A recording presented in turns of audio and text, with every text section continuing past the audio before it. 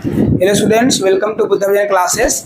आज हम सभी जो है पॉलिटिकल साइंस 10th क्लास का दूसरा चैप्टर पढ़ेंगे कि सत्ता में साझेदारी की कार्यप्रणाली। पिछले चैप्टर में आपने पढ़ा था कि लोकतंत्र में सत्ता की साझेदारी कैसे होती है, यानी कि लोकतांत्रिक देशों में जो सामाजिक विभाजन था या सामाजिक जो स्वरूप होते हैं वो किस तरह से अपनी लोकतंत्र में या सरकार में भागीदारी को सुनिश्चित करते हैं।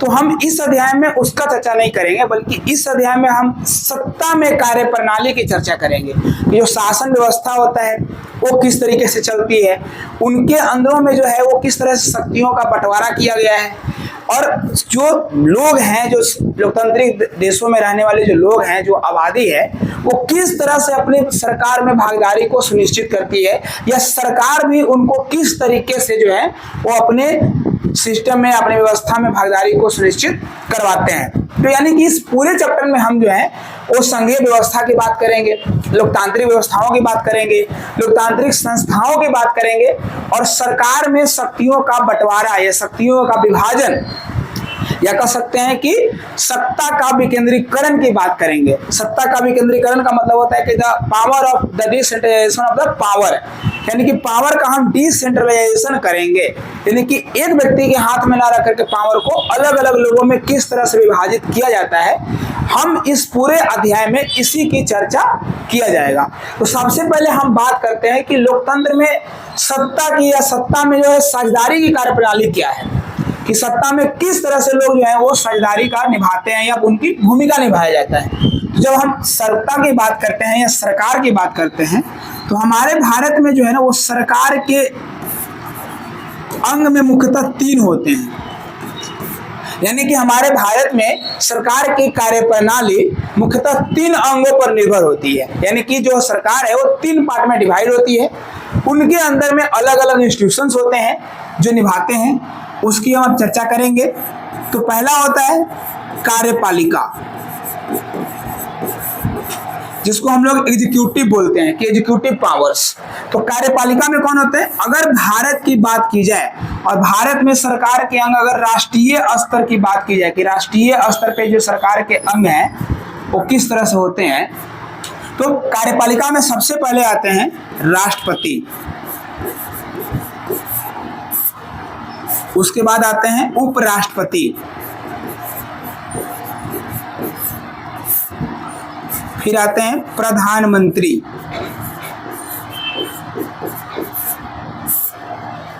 उसके बाद आता है केंद्रीय मंत्रिमंडल,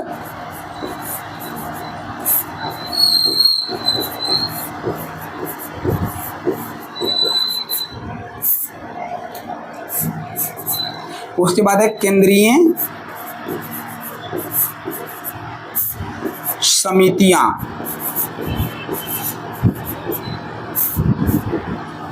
और सबसे अंतिम आते हैं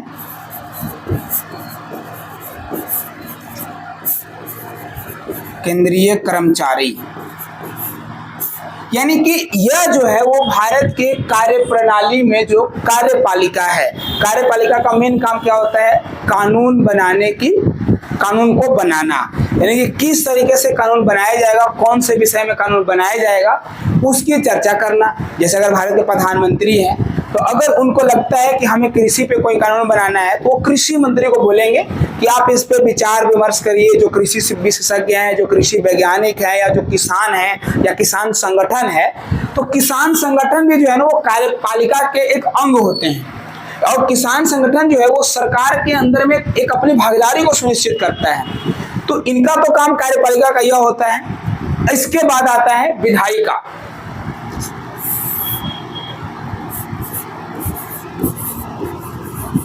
तो दूसरा होता है विधायिका।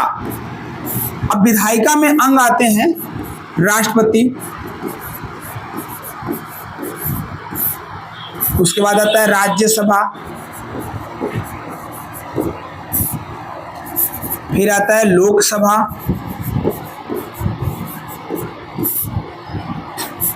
फिर आता है संसदीय समितियां,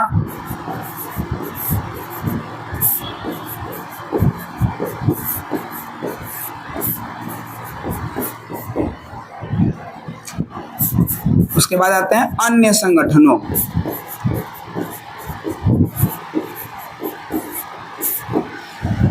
इसका तो काम है कि कानून की खाका तैयार करना, कानून का स्ट्रक्चर तैयार करना, लेकिन वो कानून बनेगा कैसे, वो कानून पारित कहाँ होगा या कानून को लागू किसके तरह से किया जाएगा, तो वो होती है विधायिका में। जैसे विधायिका के हेड होते हैं राष्ट्रपति। आप इसको पता चले कि आपको हमारे भारत में संघीय शासन व्यवस्था है और संघीय शासन व्यवस्था में संविधान सर्वोपरि है और राष्ट्रपति संवैधानिक प्रमुख होते हैं और प्रधानमंत्री वास्तविक प्रमुख होते हैं, यानी कि वे वास्तविक प्रधान होते हैं जिनमें पूरी सरकार की या राष्ट्रपति की सारी शक्तियों का प्रयोग जो है वो प्रधानमंत्री करते हैं।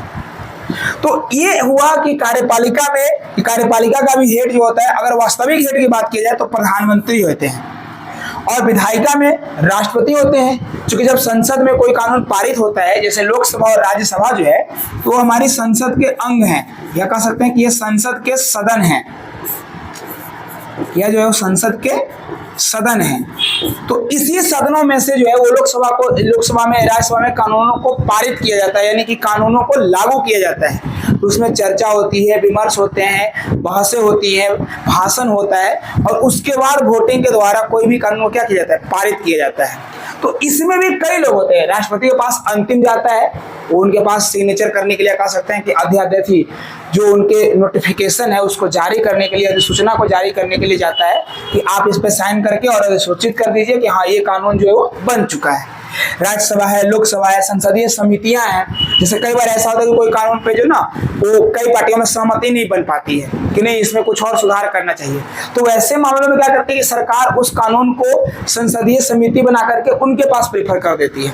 वो उसमें जो सुधार है, जैसे अभी वक्फ बोर्ड में हुआ था कि वक्फ बोर्ड में जब कानून बनाई गई थी, वक्फ बिल में बनाई गई थी, तो एक संसदीय समिति जेपीसी यानी कि ज्वाइंट पार्लियामेंट्री कमेटी यानी कि संयुक्त पार्लियामेंट्री कमेटी का गठन किया गया था, यानी संयुक्त संसदीय समिति का गठन किया गया था, जिसमें लगभग हर बड़े पार्टी के नेताओं में शामिल किए गए थे या मेंबर ऑफ पार्लियामेंट शामिल किए गए थे। उन्होंने अपनी विचार दिया, रिपोर्ट प्रस्तुत किया। तो वो आयोग या समितियों का काम होता है क्या, रिपोर्ट को प्रस्तुत करना। इसके बाद कई अन्य संगठन भी हैं, जैसे नीति आयोग है, वित्त आयोग है, राष्ट्रीय विकास परिषद है। तो ये भी कहीं ना कहीं सरकार के कानून बनाने में क्या करते हैं, सहयोग करते हैं। तो इनका काम है कानून को तैयार करना, इनका काम है कानून को लागू करना। और एक और होती है हमारे देश में जो होती है न्यायपालिका।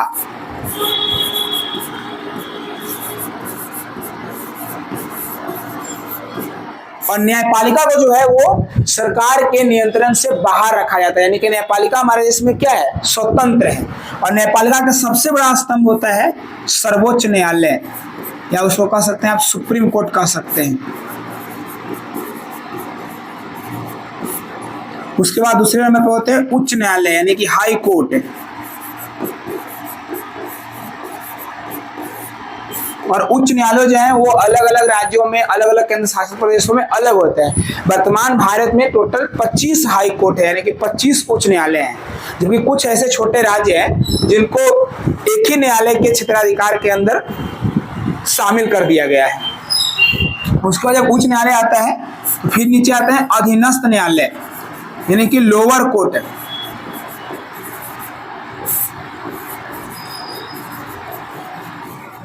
और लोअर कोर्ट को मुख्यतः 3 बेंचों में बांटा जाता है। पहला सिविल कोर्ट, दूसरा क्रिमिनल कोर्ट और तीसरा रेवेन्यू कोर्ट।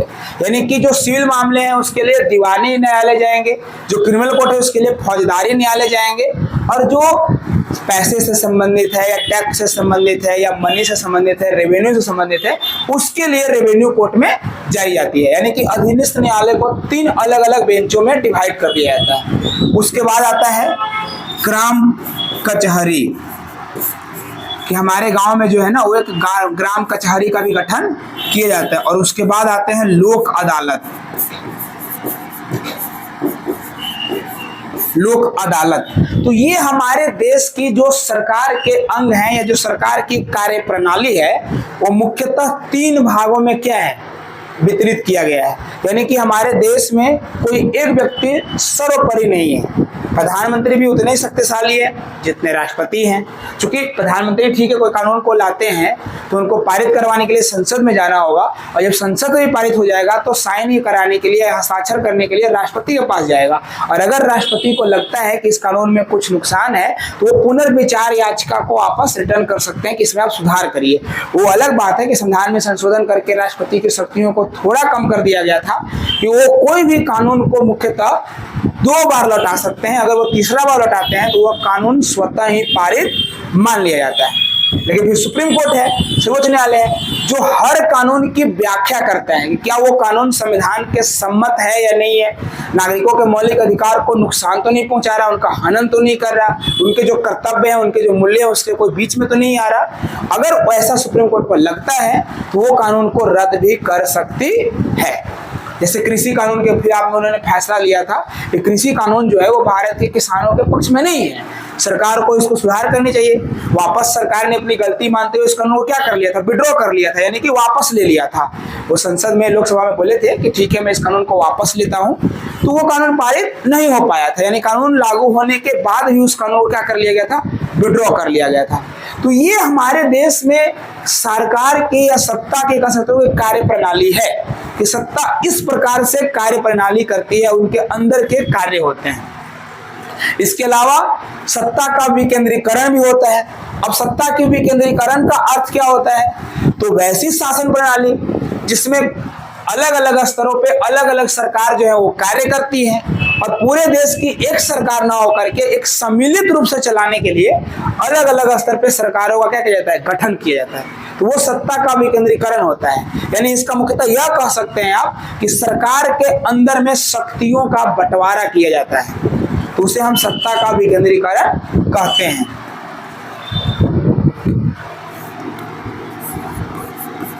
जैसे है कि सत्ता का विकेंद्रीकरण,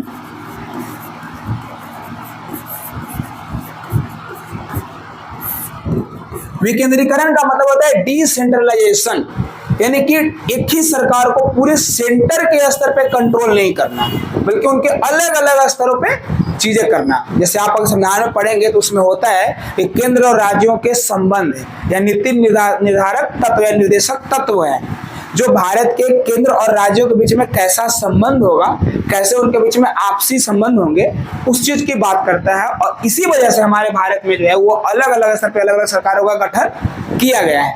और वो सभी सरकार तभी काम कर सकती है जब उनके बीच में आपस में क्या हो, तालमेल हो। अगर वो तालमेल की नुकसान होती है, कभी जो है वो बीच में झड़पें होती है या उन दोनों में जो है वो शक्तियों के लेकर के टकराव होता है, तो एक अलग रूप देखने के लिए मिलता है। जैसे आपने देखा होगा कि तमिलनाडु में उदाहरण आया था, एक मंत्री थे जिन पे भ्रष्टाचार का आरोप लगा था, तो वहां के मुख्यमंत्री ने उनको हटा दिया, लेकिन बाद में जब जांच हुई तो उनको निर्दोष पाया गया। तो वो मुख्यमंत्री थे, उनको वापस प्रधानमंत्री बनाना चाहते थे, लेकिन अब संविधान में लिखा हुआ है कि मंत्री बनने के लिए आपको राज्यपाल के पास क्या होगा, शपथ लेना होगा। तो जो उस समय तमिलनाडु के राज्यपाल थे वो शपथ दिला ही नहीं रहे थे, यानी वो शपथ दिलाने से मना कर रहे थे, या बार बार वो टाइम को क्या कर रहे थे, बढ़ा रहे थे। कभी बोल रहे थे मैं छुट्टी पे हूँ, कभी मैं आधिकारिक दौरे पे गया हूँ, कभी इस दौरे पे गया हूँ। तो उसके बीच में क्या हो गया कि वो जो सरकार थी वो सुप्रीम कोर्ट चली गई, और सुप्रीम कोर्ट को क्या करना पड़ेगा, कमेंट करना पड़ेगा कि आप अपनी संवैधानिक जो पद है या संवैधानिक जो ड्यूटी है उससे आप भाग नहीं सकते हैं। आप किसी मंत्री को शपथ दिलाने से नहीं मना कर सकते, वो आपका काम है शपथ दिलाना, आप शपथ दिलाइए। अगर सरकार को लगती है कि हाँ ये व्यक्ति भ्रष्टाचारी है, चीजें हैं, तो आप उनको हटाने के लिए मुख्यमंत्री को कह सकते हैं। आपके पास हटाने का अधिकार नहीं है, आपके पास एक अधिकार है कि आप पूरी जो विधानसभा है उसको भंग कर सकते हैं, लेकिन उसके लिए भी आपके पास एक सही रहना चाहिए कि उसके पक्ष में आप क्या कहिएगा। अगर मान लीजिए आप उनके विधानसभा को भंग करते हैं, सुप्रीम कोर्ट चले जाएंगे, बोलेंगे हमारे पास तो बहुमत है, और बहुमत होते हुए आप किसी सरकार को हटा नहीं सकते हैं। क्योंकि आप एक बात याद रखना कि लोकतंत्र में शक्ति का केंद्र या सत्ता का स्रोत जनता होती है, और लोकतंत्र में सारी शक्तियों का प्रयोग या उसका उपभोग जो होता है ना वो जनता करती है। यानी कि अगर लोकतंत्र में कोई सबसे मजबूत है या सर्वोपरि है तो वो जनता है, और जनता के द्वारा चुनी गई सरकार को कोई राज्यपाल या राष्ट्रपति तब तक नहीं हटा सकते हैं जब तक कोई वाजिब कारण ना हो।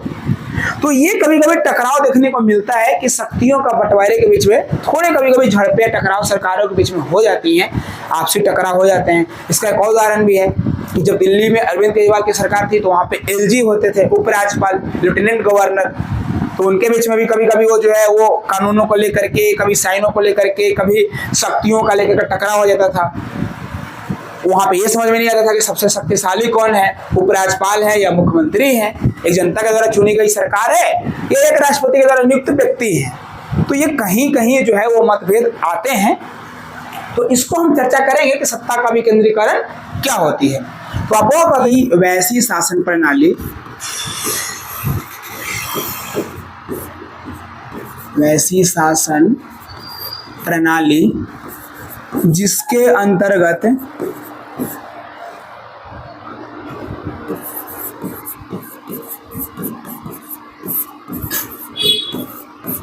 पूरे देश की एक सरकार न होकर, एक सरकार न होकर अलग अलग स्तर पर, अलग अलग स्तरों पर सरकार का गठन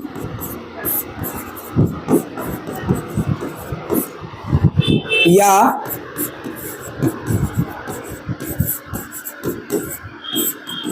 शक्तियों का बंटवारा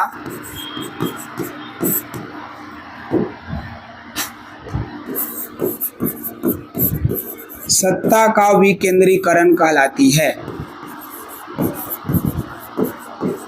सत्ता का विकेंद्रीकरण कहलाती है। जैसे भारत की संघीय शासन व्यवस्था, अगर आप एग्जाम्पल लोगे तो जैसे भारत की क्या है, संघीय शासन व्यवस्था है कि भारत की संघीय शासन व्यवस्था। इसका एक और उदाहरण ले सकता हूं कि भारत में सरकार के स्तर कितने हैं। भारत में सरकार के स्तर, तो पहला है केंद्रीय स्तर, जिसका उदाहरण है भारत सरकार।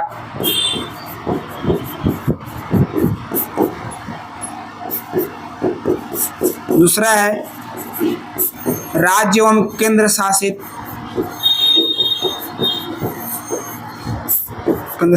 स्तर, जैसे हो गया बिहार सरकार।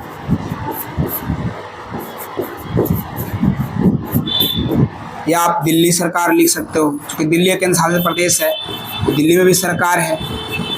उत्तर प्रदेश की सरकार, यूपी सरकार। तो इस प्रकार के जो उदाहरण है, इसके अलावा हमारे देश में एक और स्तर भी होता है, तीसरे स्तर होता है स्थानीय स्तर। क्या कह सकते हैं कि आप स्थानीय सरकार। और स्थानीय स्तर के मुख्यतः दो पार्ट होते हैं, एक होता है पंचायती राज, पंचायती राज, और दूसरा होता है नगर पालिका। पंचायती राज जो होता है वो ग्रामीण क्षेत्रों में होता है, नगर पालिका जो होता है वो शहरी क्षेत्रों के लिए है। यानी कि हमारे भारत में सत्ता का विकेंद्रीकरण या सत्ता का या गवर्नमेंट का डिसेंट्रलाइजेशन जो है, या पावर का जो डिस्ट्रीब्यूशन है, या पावर की बंटवारा किया गया, वो अलग अलग स्तरों पे कर दिया गया। जैसे हमारे देश में भारत की सरकार पूरे देश के लिए है, उनके जो विषय हैं वो संघ सूची में शामिल है। हमारे संविधान में 3 सूचियों की चर्चा की जाती है, संघ सूची, राज्य सूची और समवर्ती सूची।